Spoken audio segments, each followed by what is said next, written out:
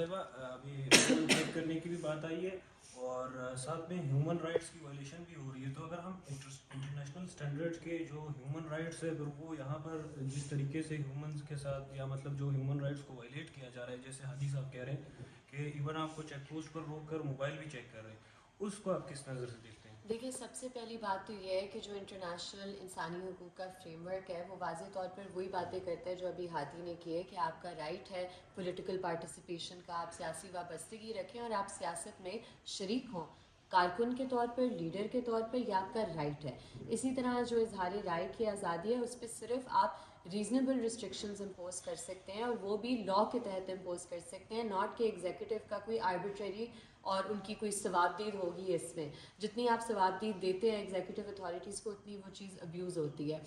تو میری نظر میں جو اس ٹائم پر پاکستان کا پورا ماحول بنایا ہوا ہے, چاہے وہ عدالتوں کا ہو جہاں 30 سیکنڈ کے اندر اندر آپ ہیئرنگس کر رہے ہیں اور آپ 300 لوگوں کو آئی ڈی پریڈ پر بھیج رہے ہیں without any application of mind, تو یہ چیز تو بالکل international human rights frame work کے برعکس ہے. اسی طرح جو یہ چیک پوسٹ پر جس طرح پروفائلنگ کی جا رہی ہے کہ آپ کا پولیس باقاعدہ شناختی کارڈ چیک کر کے دیکھتی ہے کہ اگر آپ خیبر پختونخوا سے تعلق رکھتے ہیں یا اگر آپ کے فیشل فیچرز آپ کو پشتون دکھاتے ہیں یا اگر آپ کے جو لہجہ ہے, آپ کا ایکسنٹ ہے وہ ظاہر کرتا ہے کہ آپ پشتون ہیں,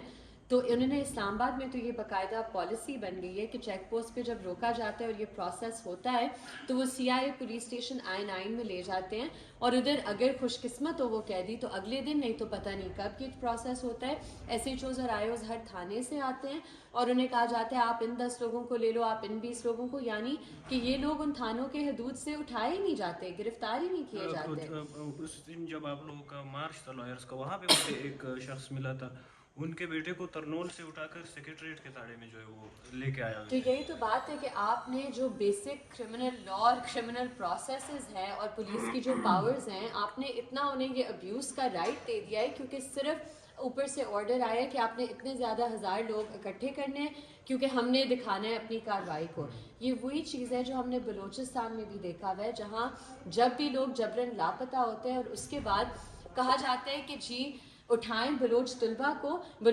کو اٹھائیں گے تو ہم چائنیز کو دکھائیں گے, دیکھیں ہم نے کتنے دہشت گرد پکڑے ہیں. یہ وہی مینٹالٹی اور اس کا انجام وہی ہے جو ہم نے دیکھا ہوا ہے اس ملک میں پہلے ہوتے ہوئے, اور اگر یہ چلتا رہے گا تو پھر خیبر پختونخوا میں بھی لوگ پاکستان سے آزادی مانگیں گے. یہی اس کا منطقی انجام ہے. سسٹمیٹک طریقے سے جو ہے, مطلب آپ کے کہنے کا مقصد سسٹمیٹک طریقے سے پروفائلنگ ہو رہی ہے. پچھلے 26 اگست کو جب BLA کی طرف سے واقعہ ہوتا ہے, اس کے بعد جو ہے اسلام آباد سے, پنجاب سے جو ہے وہ ایک کمپین شروع ہوتی ہے کہ بوائیکاٹ کرے.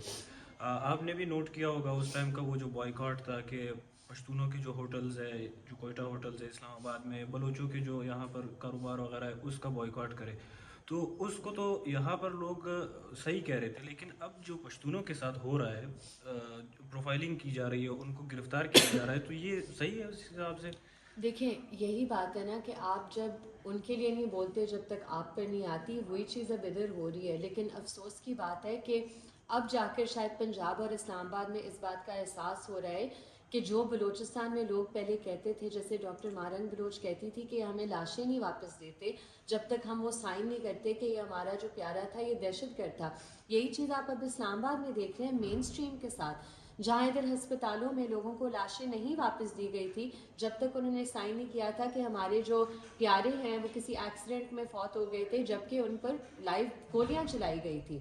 تو دیکھیں, یہ جو پروفائلنگ کا ایشو ہے یہ ایک مائنڈ سیٹ دکھاتا ہے, اور وہ ریاست پاکستان کا کوئی نیا مائنڈ سیٹ نہیں ہے. صرف اس میں جو انکریز ہم دیکھ رہے ہیں وہ زیادہ اب کیونکہ اسلام آباد اور پنجاب میں محسوس ہو رہے ہیں, تو اب اس پر مین اسٹریم میڈیا بھی بات کری ہے, اور وہ بھی اونلی آفٹر جب سوشل میڈیا پر یہ ایشو اٹھا تھا.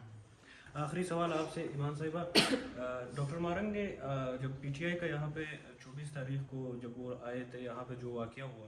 اس کے بعد ڈاکٹر مارنگ نے ایک ٹویٹ کی تھی, اس میں انہوں نے کہا تھا کہ یہ تو اسلام آباد ہے. تو آپ پھر یہ سوچیں کہ بلوچستان میں کس طرح ہوتا ہوگا, تو اس کے حوالے سے آپ کیا کہیں گے؟ بلوچستان میں یا خیبر پختونخوا میں یا فاٹا میں,